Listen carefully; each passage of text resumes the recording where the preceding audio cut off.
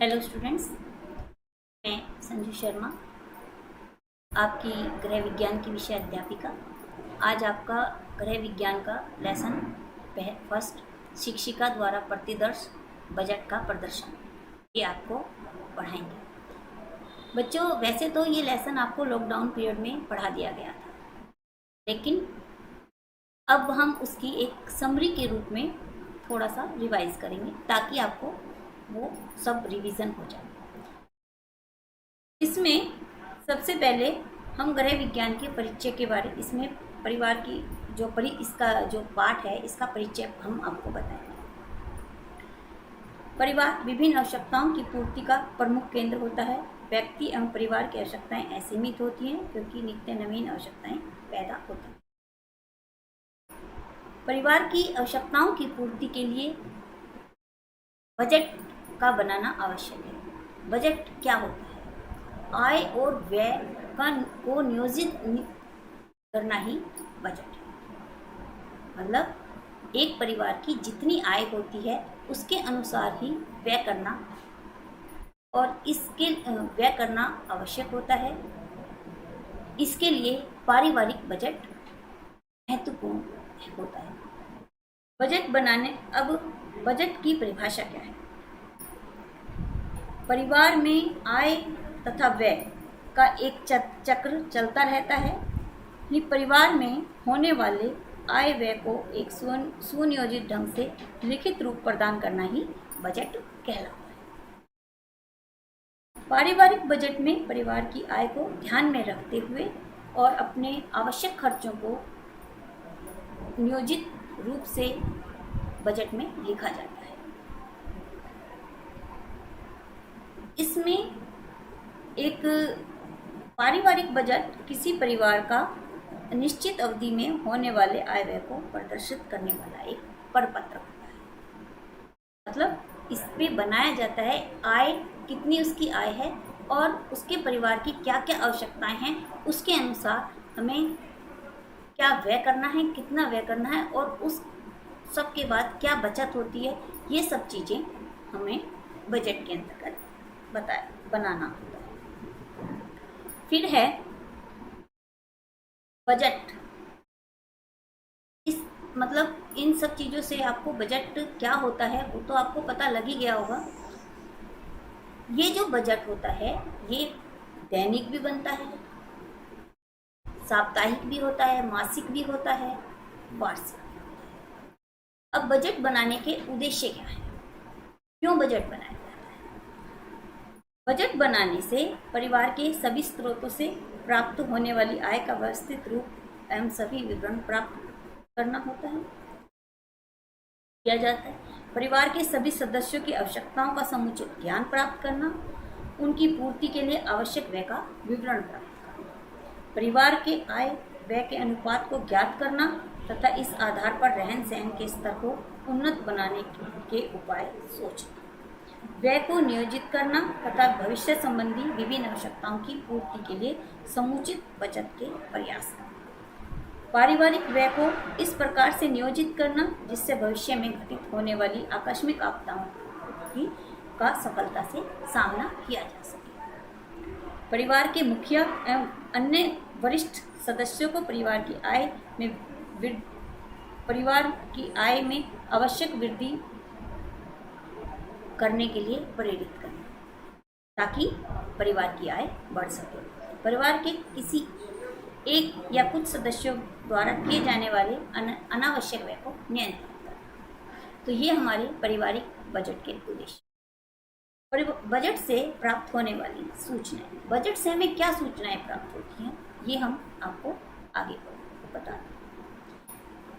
Budget से सदस्यों के विषय में आवश्यक सूचनाएं प्राप्त होती है कि परिवार में कुल कितने सदस्य हैं, कितने स्त्री हैं, कितने पुरुष हैं, कितने बच्चे हैं, इन सब के बारे में बजट के माध्यम से प्राप्त सूचनाएं आवश्यक होती हैं। ये सूचनाएं प्राप्त की जा सकती हैं। बजट की अवधि संबंधी सूचना, बजट की अवधि से स्पष्ट रूप से उल्लेख किया जा सकता है कि यह अवधि एक दिन, सप्ताह या महीना या कुछ वर्ष भी इससे हो सकती है। अर्थात बजट का जो अवलोकन है, बजट की अवधि संबंधी सूचना भी प्राप्त की जा सकती है। आय की सूचना। बजट में स्पष्ट रूप से अंकित किया जाता है कि उसकी आय कितनी है और किन किन विभिन्न स्रोतों की जानकारी भी दी जाती है, जिससे कि पारिवारिक आय की सही जानकारी हमें प्राप्त हो जाती है। व्यय की सूची। बजट में होने वाले व्यय के बारे में बताया जाता है। उनकी आवश्यकताओं की पूर्ति के लिए एक निश्चित अवधि में कुल कितना व्यय होना चाहिए, ये बजट के माध्यम से हमें पता लग सकता है। फिर है बचत की सूची। बजट से व्यय कितनी आय की, उसमें कितना हमने व्यय किया और उसके बाद कितना बचा, ये सब सूचनाएं हमें बजट के माध्यम से प्राप्त होती है। फिर है हमारा आवश्यकताओं की सूची। बजट के माध्यम से हमें आवश्यकताओं के बारे में भी प्राप्त है, पता लगता है कि कौन कौन सी आवश्यकताओं की पूर्ति की जा रही है। इसके अतिरिक्त अन्य कौन सी ऐसी आवश्यकताएं हैं जिनका पूरा करने का प्रयास किया जाना चाहिए, ये सब हमें बजट के माध्यम से आसानी से प्राप्त होता है। फिर है पारिवारिक बजट के संभावित प्रकार। पारिवारिक जो बजट है वो 3 प्रकार का होता है: संतुलित बजट, घाटे का बजट और बचत का बजट। पहला आता है हमारा संतुलित पारिवारिक बजट। किसी भी पारिवारिक बजट में आय व्यय के बराबर ही व्यय का प्रावधान किया गया है, तो वह बजट संतुलित बजट कहलाता है। यानी कितनी उसकी आय है, कितना उसने व्यय किया है, ये सब संतुलित बजट के अंतर्गत आता है। अगर जितनी आय है उतना ही व्यय किया गया है तो वह संतुलित बजट कहलाता है। उसमें ना बचत होती है और ना ही नुकसान होता है। तो यह हो गया हमारा संतुलित बजट। यानी अगर 1500 रुपये उसकी मासिक आय है तो 1500 रुपये ही उसने व्यय कर दिया है। समझ आ गई? अब आता है घाटे का पारिवारिक बजट। घाटे का बजट क्या होता है? घाटे का बजट ये यानी किसी भी व्यक्ति की जितनी आय होती है उससे अधिक जितनी आय होती है उससे अधिक व्यय करना घाटे का बजट कहलाता है। जैसे किसी भी व्यक्ति की आय जैसे 1500 है और वो खर्च कितना कर रहा है? 1600। तो ये 100 रुपये जो हुए ये क्या हुए? घाटे के। तो इस तरह से लगातार जब घाटा होता रहेगा तो क्या होगा? वो कर्जदार बनता जाएगा लंबे समय तक। तो घाटे का बजट सबसे हानिकारक बजट कहलाता है। फिर आता है बचत का बजट। बचत का बजट ये सबसे उत्तम बजट माना जाता है। ये अक्सर पेपर में भी पूछा जाता है कि उत्तम बजट कौन सा होता है। तो बचत का बजट उत्तम बजट होता है। इसके अंतर्गत क्या होता है कि किसी भी व्यक्ति की आय जितनी होती है, जैसे मान लिया किसी भी व्यक्ति की आय 1500 या 15,000 या कुछ भी मान सकते हैं, 15,000 ही मान लो, जैसे 15,000 है तो उसको सब खर्च करने के बाद वो 14,000 व्यय करता है। बाकी जो 1,000 है वो उसकी बचत हो।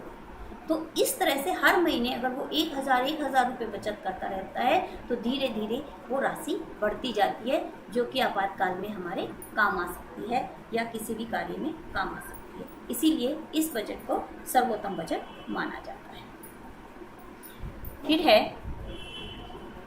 पारिवारिक बजट के मुख्य मदों की रूपरेखा। पारिवारिक बजट की आगामी समय में होने वाले व्यय का विवरण तैयार किया जाता है। इस विवरण को तैयार करने के लिए व्यय की उन समस्त मदों का ज्ञान होना चाहिए जिन पर सामान्य रूप से व्यय होना है। इन मदों में को बजट में प्रमुख मद कहा जाता है। बजट की प्रमुख मदों की रूपरेखा प्राथमिकता अनुसार निम्न है: भोजन एवं संबंध सामग्री। परिवार की मूलभूत आवश्यकताओं को में सबसे पहले क्या आता है? भोजन। भोजन एक ऐसा मुख्य मद है कि प्रत्येक व्यक्ति को भोजन की आवश्यकता होती है। इसमें खाद्य पदार्थ, दूध, घी आदि ये सब चीज इस पे व्यय किया जाता है। यानी बजट बनाते समय हमें मुख्य रूप से भोजन जो है उसे प्राथमिकता दी जाती है, क्योंकि परिवार में कितने सदस्य हैं, उनके लिए क्या क्या पौष्टिक तत्व या क्या भोजन आवश्यक है, ये सब चीज़ें हमें ध्यान में रखते हुए उस पर व्याख्या की जाए। फिर है वस्त्र। पारिवारिक बजट की जो दूसरी विशेष मद है वो है वस्त्र। खाने के साथ साथ परिवार को वस्त्रों की भी आवश्यकता होती है, इसीलिए वस्त्र पर भी खर्च किया जाना आवश्यक है, यानी दूसरी मद हमारा वस्त्र है। फिर है मकान तथा आवास संबंधी आवश्यकताएं। बजट में मकान तथा आवास संबंधी आवश्यकताओं की पूर्ति का प्रावधान भी अनिवार्य होना चाहिए।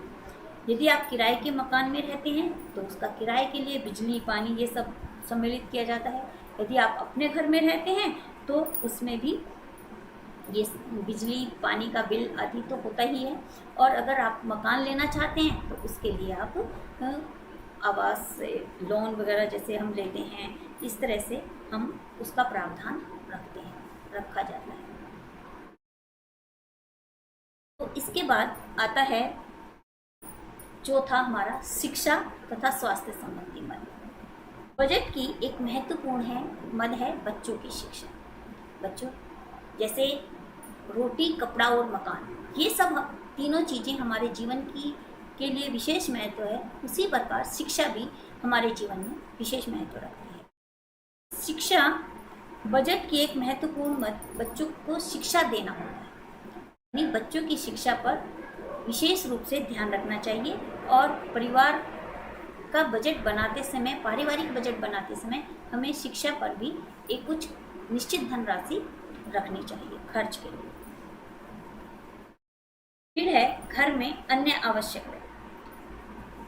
इन सब के अलावा बजट की उपयुक्त वर्णित मुख्य मदों के अतिरिक्त घर पर होने वाले कुछ आवश्यक व्यय सम्मिलित किए जाते हैं, जैसे घर पर उपयुक्त होने वाले उपकरणों की मरम्मत, बर्तन आदि खरीदना, फर्नीचर खरीदना या मरम्मत या पॉलिश आदि करवाना, धोबी में चौकीदार आदि के द्वारा आदि को दिए जाने वाले व्यय, तो ये सब चीज़ें अन्य खर्चों में आती हैं। फिर यातायात संबंधी व्यय। यदि किसी व्यक्ति को कहीं जाना होता है तो उस पर जो व्यय किया जाता है वो सब भी इस के अंतर्गत आता है। यदि आपका अपना वाहन है तो अपने वाहन पर जो खर्च होता है पेट्रोल या मरम्मत आदि में, तो वो सब व्यय इस बजट में लिखा जाता है। फिर है व्यक्तिगत व्यय संबंधी मद। इसके अंतर्गत क्या है, बजट में एक मद परिवार के सदस्यों के व्यक्तिगत व्यय की भी होती है। इस मद में उन खर्चों को सम्मिलित किया जाता है जो परिवार का मुखिया या अन्य सदस्य अपनी व्यक्तिगत आवश्यकताओं की पूर्ति के लिए करता है, जैसे क्लब, रेस्तरां आदि में जाना, मनोरंजन के साधन, कहीं घूमने जाना, ये सब चीज़ें व्यक्तिगत व्यय संबंधी आती है। बचत संबंधी मद। हम जानते हैं बचत का बजट सर्वोत्तम बजट है, तो बजट बनाते समय हमें इन सब चीज़ों को ध्यान में रखते हुए बचत की तरफ भी ध्यान देना चाहिए। ये भी एक मुख्य मद है। तो इस तरह से हमें बजट बनाते समय सबसे पहले हमें यही देखना चाहिए कि रोटी, कपड़ा और मकान, फिर उसके बाद शिक्षा, फिर अन्य आवश्यकताएं, और उसके बाद और सब चीज़ें, मनोरंजन आदि, ये सब आता है। फिर है पारिवारिक बजट बनाने के लाभ। लाभ क्या होते हैं? पारिवारिक बजट बनाने से केवल परिवार को ही नहीं, इससे गृहिणियों को, अर्थशास्त्रियों को, समाज सुधारकों को, सरकार को, सभी को लाभ होता है। तो हम सबसे पहले पढ़ेंगे इसमें गृहिणियों को क्या लाभ होता है। बजट बनाने से गृहिणियों को क्या लाभ होता है? इससे आय के उचित उपयोग में सहायक है। जब गृहिणी बजट को बनाती है तो आय, जो उसकी परिवार की आय होती है, उसका उचित उपयोग इस तरह से किया जाए, यह इस चीज़ में सहायक है। अनावश्यक व्यय के नियंत्रण में सहायक है। जब हम बजट बनाते हैं तो हम बजट बनाते समय हमें ये पता लग जाता है कि हम किसी वस्तु पर अनावश्यक व्यय तो नहीं कर रहे। तो इन सब चीज़ों की जानकारी हमें बजट बनाते समय आसानी से पता लग जाता है। तो अगर कोई अनावश्यक वस्तु पर व्यय हो रहा है तो हम उसको रोक देते हैं और जो आवश्यक वस्तुएं हैं, जो आवश्यक ज़रूरतें हैं, उन पर हम व्यय करते हैं। फिर आय व्यय के संतुलन में सहायक। बजट बनाते समय जब हम बजट बनाते हैं तो हमें पता लग जाता है कि इतनी हमारी आय है और हम इतना व्यय कर रहे हैं। अगर हम किसी वस्तु पर अत्यधिक व्यय कर रहे हैं तो हम उस पर कंट्रोल कर सकते हैं, रोक सकते हैं। एक हम संतुलित बजट या बचत का बजट बना सकते हैं। यह बजट बनाने में यह हमें सहायता करता है। फिर है मितव्ययता की आदत। जब हम बजट बनाते हैं, मितव्ययता यानी बचत, जब हम बजट को बनाते हैं तो प्रत्येक गृहिणी यह सोचती है कि वह कुछ बचा कर चले, क्योंकि अचानक कोई दुर्घटना हो जाती है या कहीं कोई फंक्शन होता है या किसी भी कार्य के लिए वो सब काम आ सकती है बचत किया हुआ धन। तो इससे बजट बनाने से गृहिणी को मितव्ययता की आदत बढ़ जाती है। फिर है परिवार को ऋण से बचाने में सहायक। जब गृहिणी बचत करती है यानी मितव्ययता की आदत पड़ जाती है तो निसंदेह उसके पास कुछ ना कुछ धन अवश्य बचता रहता है, जिससे कि उसे जब कोई आवश्यक कार्य हो तो उसे ऋण लेने की आवश्यकता नहीं होती। जो धन बचाकर उसने रखा हुआ है वही उसके काम आ जाता है। फिर है परिवार के सदस्यों की आवश्यकताओं की पूर्ति में सहायक। बजट बनाते समय गृहिणी इस चीज़ों को ध्यान में रखती है कि उसके परिवार के कितने सदस्य हैं और उनकी क्या क्या आवश्यकताएं हैं। उन आवश्यकताओं की विशेष रूप से पूर्ति करनी चाहिए। तो ये सब चीज़ों का ज्ञान वो मतलब इन सब चीज़ों का वो ध्यान रखती है। फिर है बचत में सहायक। आय व्यय को का नियमन इस प्रकार किया जाता है कि बचत अवश्य ही हो जाती है, जिससे कि ये पारिवारिक बचत में सहायक होती है। सुख शांति एवं समृद्धि। परिवार की आय का सदुपयोग जब किया जाता है, बचत भी होती है, मितव्ययता जो पूर्ण व्यय है, तो वो सब चीज़ें कंट्रोल हो जाती हैं, तो परिवार में सुख और समृद्धि आती है। क्योंकि जब बचत हो जाती है तो वो अपनी आवश्यक वस्तुएं उस बचत के धन से खरीद सकती है, तो परिवार में सुख समृद्धि होती है। रहन सहन के स्तर के उन्नत बनाने से। पारिवारिक बजट में जब हम बचत का बजट बनाते हैं तो उसकी पारिवारिक स्थिति है वो उत्तम होती जाती है धीरे धीरे, और उसके रहन सहन का जो स्तर है वो भी उन्नत हो जाता है। तो इस प्रकार गृहिणी के लिए यह सहायक होता है। अब अर्थशास्त्रियों को लाभ। बजट बनाने से अर्थशास्त्रियों को क्या लाभ होता है? पारिवारिक बजट का सीधा संबंध परिवार की अर्थव्यवस्था से होता है। इसका महत्व अर्थशास्त्रियों के लिए भी कम नहीं होता। अर्थशास्त्रियों द्वारा विभिन्न परिवारों द्वारा बनाए जाने वाले बजट का व्यवस्थित अध्ययन एवं विश्लेषण किया जाता है, जिससे वो विभिन्न नीतियों का निर्धारण करने में सहायक होता है, और आय कर और व्यय कर इन्हीं नीतियों के आधार पर किया जाता है। अब आता है हमारा समाज सुधारकों को लाभ। बजट से समाज सुधारकों को भी लाभ होता है। परिवार की अर्थव्यवस्था का आर्थिक सामाजिक समस्याएं व्याप्त होती है प्रत्येक समाज में, जो परिवार की अर्थव्यवस्था पर प्रतिकूल प्रभाव डालती है। जैसे समाज में व्याप्त गरीब, ऋणग्रस्ता, जुआ, नशाखोरी, भिक्षावृत्ति, ऐसी अनेक समस्याएं होती हैं। इन समस्याओं का निवारण विभिन्न सामाजिक जो सुधारक हैं, समाज सुधारक हैं, वो करते हैं। तो यह इन बजट का अध्ययन करके ही ये सब इसमें सहायक होते हैं। सरकार को लाभ। बजट बनाने से सरकार को भी लाभ होता है। सरकार को भी अपनी नीतियों के निर्धारण और उसके क्रियान्वयन में पारिवारिक बजट के अध्ययन में सहायता मिलती है। देश की आर्थिक दशा को समझने, नागरिकों की समस्या को जानने और बचत योजनाओं को लागू करने के लिए बजटों में पर्याप्त सहायता मिलती है। तो इस प्रकार सरकार के लिए भी बजट उल्लेखनीय है, महत्व। फिर है बजट निर्माण में बाधाएं। जब परिवार का बजट बनाया जाता है तो क्या क्या बाधाएं आती हैं, इस विषय में हम बताएंगे। बजट बनाकर ही पारिवारिक व्यय किया जाना चाहिए। यह बजट बचत का बजट ही होना चाहिए। अधिकांश परिवार व्यवस्थित बजट बनाने की नहीं, यदि बनाते भी हैं तो वे तैयार करके उस पर नियमित रूप से लागू नहीं करते। इसमें बाधाएं क्या आती हैं, जैसे असामान्य शिक्षा और अज्ञानता। जब गृहिणी में जो है बजट के बारे में ज्ञान नहीं होता, अशिक्षा होती है, तो वह बजट बनाने में असफल हो जाती है। फिर है बजट के प्रति उदासीन। कुछ गृहिणियाँ बजट तो बनाती हैं लेकिन उसे जो है लागू नहीं करती, उसके अनुसार कार्यान्वयन नहीं होती है। तो ये जो है बजट बनाने, ये जो है बाधक है।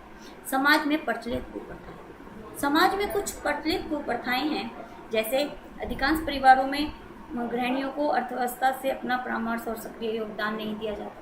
यानी कुछ परिवारों में गृहिणियों को धन, इन सब चीज़ों में शामिल नहीं किया जाता। उन्हें बजट का अनुपात, फिर वो जब उन्हें आय के बारे में ही जानकारी नहीं होती है, धन उनके पास नहीं होता है, तो बजट बनाना ही पॉसिबल नहीं होता। तो इस तरह से, इसके अलावा कुछ हमारी समाज प्रचलित जो हैं, जैसे कर्ण छेदन, जन्मदिन, विवाह आदि, इन सब चीज़ों पर अत्यधिक व्यय होता है। तो ये सब चीज़ें जो हैं बजट बनाने में हमारे बाधाएं होती हैं। फिर है पारिवारिक बजट बनाने के नियम। बजट की आवश्यकता का तथा महत्व का सिद्धांत स्वीकार कर लेने के उपरांत इसे तैयार करके क्रियान्वित करने के लिए कुछ बातों को ध्यान में रखना आवश्यक है। पारिवारिक बजट बनाने के लिए जिन आवश्यक सिद्धांतों को रखा जाता है वो ये है, जैसे परिवार की कुल आय का सही ज्ञान। बजट बनाने के लिए यह बहुत आवश्यक है कि गृहिणी को परिवार की वास्तविक आय का पता हो। यदि वह जब तक उसे परिवार की वास्तविक आय का नहीं पता होगा तब तक वो बजट बनाने में सफल नहीं हो सकती। यानी वो उसे पारिवारिक आय का सही ज्ञान होना आवश्यक है, तभी वो आगे बजट बनाने में सहायक है। तो बच्चों, आज इतना ही। इससे आगे हम अगली वीडियो